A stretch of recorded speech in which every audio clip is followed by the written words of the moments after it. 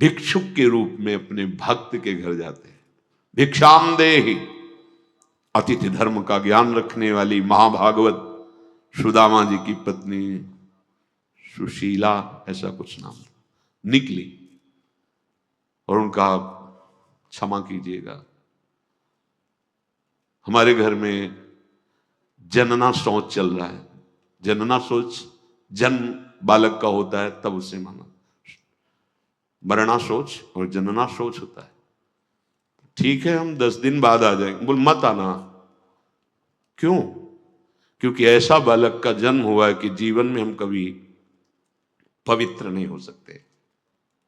ऐसा तो हमने सुना ही नहीं।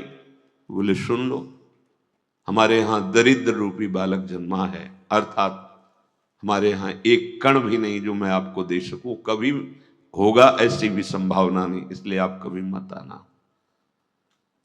तो उनका, मैं भिक्षा करता रहता हूं, मुझे पता चला है कि तुम्हारे पति सुदामा के मित्र हैं भगवान द्वारिकाधीश। अगर एक बार ये तुम्हारे पति चले जाएं तो ये सब नष्ट हो जाएगी दरिद्रता, और आप सुखपूर्वक जी सकेंगी। अच्छा, अब हम चलते हैं। सुदामा जी घर पधारे। प्रायः ऐसा है कि नहीं मिलती थी, लोग दरवाजा बंद कर लेते थे। बड़ा विचित्र कसौटी होती है भगवान की ऊंचाई पर, जो भक्ति की चरम सीमा है।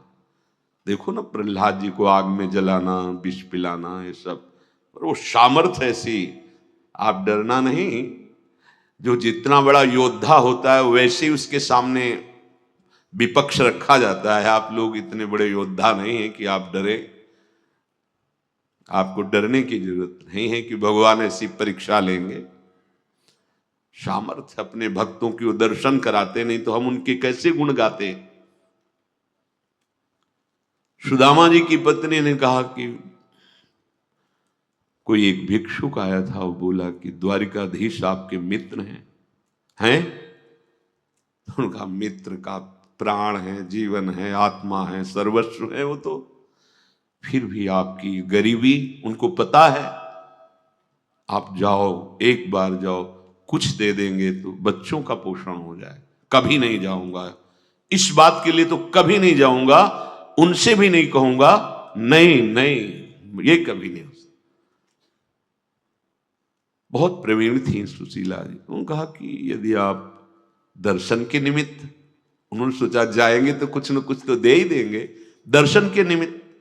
हाँ, ये सलाह तो बहुत दिन से, पर हम समझ रहे थे कि कभी वो संकेत करे तो तेरे मुख से संकेत करे, पक्का दर्शन के लिए तो जाओ, पर कभी कुछ कहूंगा नहीं उनसे।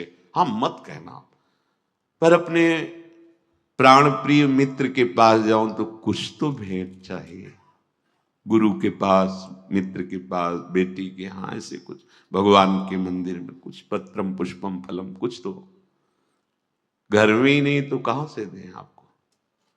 आप ऐसा करो, एक थी जो थोड़ा प्यार करती, उनके पास चले जाओ और आप कहो कि हमें अत्यंत आवश्यक है। तो सुदामा जी ने कहा, अब हमारा तो एक ही नियम है, एक बार चले गए दोबारा।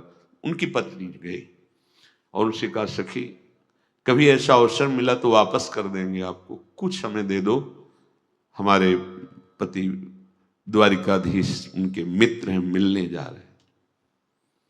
वो मानो भारी श्रद्धा की, तो चावल को पछोरा जाता है सूप में, तो जो पूरे चावल होते हैं पीछे रह जाते हैं, जो आगे निकलते हैं वो टूटे हुए चावल, चावल का वो किनका टूटे हुए, जो वो दे दिए 4 मुट्ठी।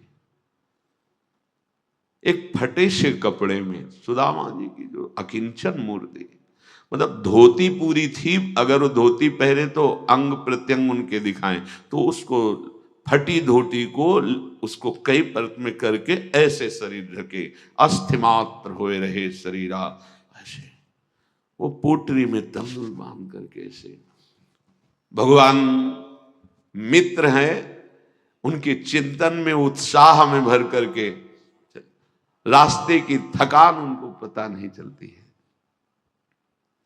बड़ा प्रसंग हम केवल सारांश में बता रहे हैं। जब अखिल कोटि ब्रह्मांडों के स्वामी प्रभु के दरवाजे पर दिव्य पार्षद खड़े हुए, रोक दिया, कैसे जा रहे हो? मलिन भेष, इतनी फटी बेवाइयां, नंगे पैर, शरीर की एक एक हड्डी गिन सकते हो। उन्होंने कहा कि मुझे मत रोको, मेरे प्राण प्यारे मित्र हैं कृष्ण, ऐसे हमारे स्वामी का नाम यहां नहीं लिया जाता। अनंत ब्रह्मांडों के स्वामी हैं और तुम ऐसे बोल रहे हो कि बोले हमारे दोस्त हैं। वो विचार करते हैं ऐसे भिखारी का हमारे प्रभु से कैसे दोस्ती हो सकती है? नहीं नहीं, बोले एक बार मेरी प्रार्थना मानो, उनको बोल दो कि सुदामा आए, बस इतना बोल दो जाकर।